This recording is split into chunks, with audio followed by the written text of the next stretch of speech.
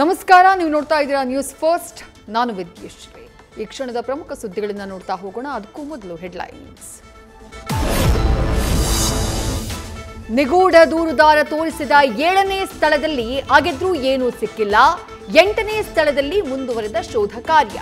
ಹಸಿರು ಪರದೆಯನ್ನ ಹಾಕಿ ಭೂಮಿ ಅಗೆಸ್ತಾ ಇರೋ ತನಿಖಾ ತಂಡ.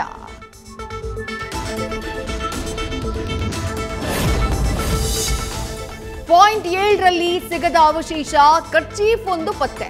ಗುಂಡಿ ಅಗೆಯುವ ವೇಳೆ ಪತ್ತೆಯಾದ ಕರ್ಚೀಫ್ ಎಫ್ಎಸ್ಎಲ್ ತಜ್ಞರಿಗೆ ಹಸ್ತಾಂತರಿಸಿದ ಕಾರ್ಮಿಕರು.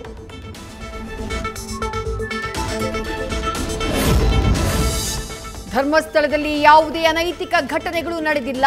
ಅನಾಮಿಕ ದೂರುದಾರ ಹೇಳ್ತಾ ಇರುವುದೆಲ್ಲ ಸುಳ್ಳು ಎಂದ ಧರ್ಮಸ್ಥಳ ಗ್ರಾಮದ ನಿವಾಸಿಗಳು ಕ್ಷೇತ್ರದ ಪಾವಿತ್ರ್ಯತೆಯನ್ನ ಹಾಳು ಮಾಡೋಕೆ ಯತ್ನಿಸುತ್ತಿದ್ದಾರೆ ಅಂತ ಆಕ್ರೋಶ.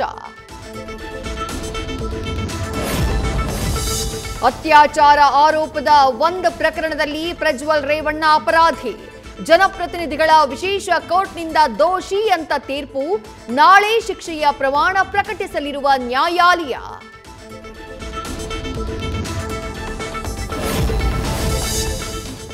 ಎಲ್ಲ ಮಹಿಳೆಯರಿಗೂ ನ್ಯಾಯ ಸಿಕ್ಕಂತಾಗಿದೆ. ಕೋರ್ಟ್ ತೀರ್ಪಿನ ಬಗ್ಗೆ ಮಾಜಿ ಸಂಸದೆ ಸಂತಸ. ಸೋಷಿಯಲ್ ಮೀಡಿಯಾದಲ್ಲಿ ಪೋಸ್ಟ್ ಶೇರ್ ಮಾಡಿದ ನಟಿ ರಮ್ಯಾ. ನ್ಯೂಸ್ ಫಸ್ಟ್, ನಿರ್ಭೀತಿಯಿಂದ ನಿಮ್ಮ ಪರವಾಗಿ.